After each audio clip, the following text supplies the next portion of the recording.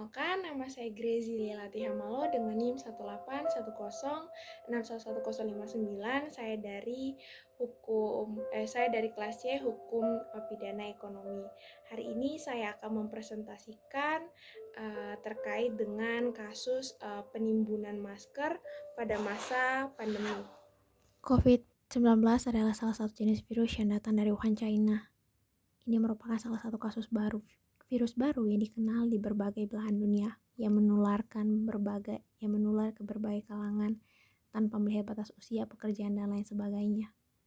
Coronavirus disertasi 2019 yang kemudian kita kenal dengan COVID-19 yang merebak di China pada tanggal 31 Desember, yang kemudian mengalami lonjakan dari hari ke hari, yang membuat masyarakat global menjadi panik. Jatuhnya ribuan korban jiwa membuat masyarakat khususnya Indonesia menjadi sangat sigap, yaitu dengan membeli bahan pokok atau barang-barang yang sekiranya penting seperti masker dalam rangka melindungi diri di wabah seperti ini.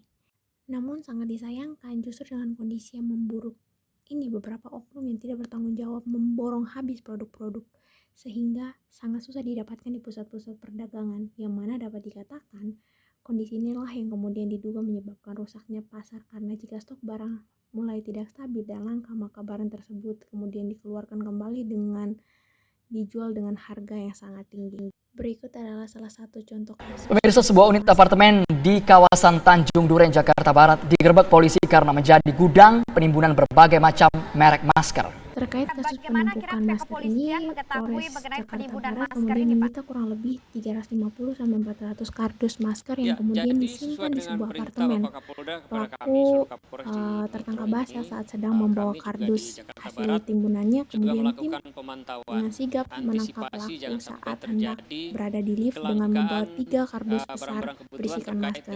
Ini disampaikan langsung oleh Kabid Humas Polda Metro Jaya saat hendak dikonfirmasi pada hari Rabu tanggal 4 Maret 2020. Yang kemudian saat digeledah di apartemen, polisi menemukan ratusan masker berbagai merek.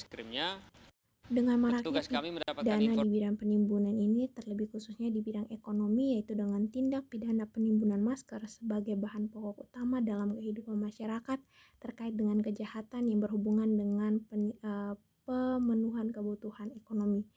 Yang menurut Richard A. Posner 1998 dalam tulisannya yang berjudul Rational Choice, Behavioral Economy and the Law mengungkapkan bahwa prinsip utama yang dibangun dalam memahami ekonomi analisis of law adalah prinsip rasionalitas.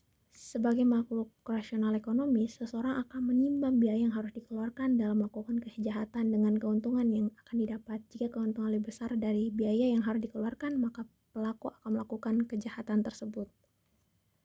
Kemudian yang kedua, menurut Thomas Miles 2015, yaitu prinsip utama dalam Empirical Economic dan Study of Publishing and Crime adalah untuk membedakan antara hubungan dan sebab.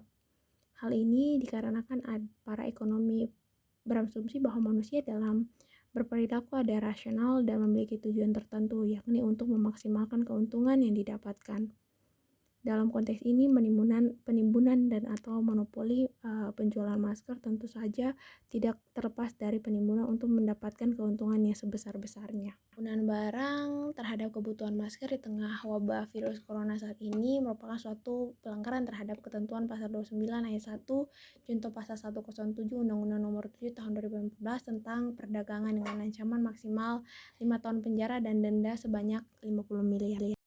Kemudian menurut pasal Undang-Undang Nomor 5 Tahun 1999 yaitu sebagai a tool of social control and a tool of social engineering, yang mana sebagai alat kontrol sosial. Nah, dengan adanya Undang-Undang Nomor 5 ini tahun 1999 ini diharapkan dapat menjaga kepentingan umum dan mencegah praktek monopoli dan atau persaingan usaha tidak sehat, dan sebagai alat rekayasa sosial, dan juga diharapkan dapat memberikan jaminan kepastian hukum dan perlindungan yang sama kepada setiap pelaku usaha dan berusaha, yang kemudian dapat terciptanya iklim usaha yang kondusif di mana setiap pelaku usaha dapat bersaing secara wajar dan sehat. Kesimpulannya, pada dasarnya persaingan usaha selalu diartikan sebagai tindakan individu yang mementingkan diri sendiri dan pada dasarnya mencari keuntungan untuk diri sendiri dengan menghalalkan segala cara untuk kemakmuran dan memuaskan diri sendiri. Mereka dijerat dengan Undang-Undang Nomor 5 Tahun 1999 tentang larangan praktek monopoli dan persaingan usaha. Selanjutnya terkait dengan larangan penimbunan barang pada kondisi tertentu. Kemudian dihimbau juga untuk pelaku usaha melihat pasal 07 Undang-Undang Nomor 7 Tahun 2014 tentang perdagangan yang dalam pasal tersebut berisikan ancaman sanksi pidana bagi pelaku usaha yang melanggarnya. Sekian dari saya, terima kasih.